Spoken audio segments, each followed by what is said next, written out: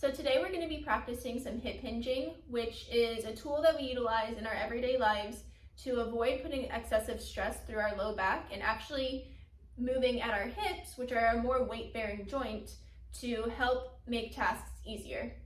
So with hip hinging, what we're going to be doing is using a stick to learn to maintain a nice upright posture while learning to bend at our hips. So with this stick, you can use a broom or something like that at home if you don't have a dowel. We're going to find 3 points of contact on our backs.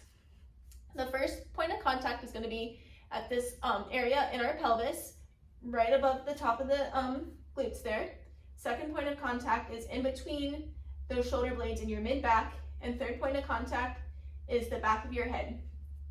Now when you're here, we're looking for a normal lordosis in your low back. So we don't want an excessive arch where we're placing stress through that low back. We want to make sure our core is nice and engaged and that we have just a little bit of a curve in that low back.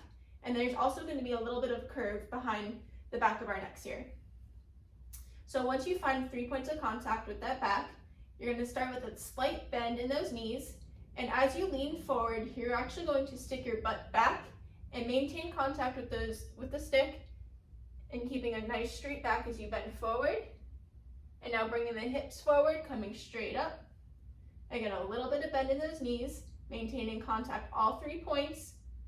We're bending forward, making sure that that stick does not come off those 3 points of contact.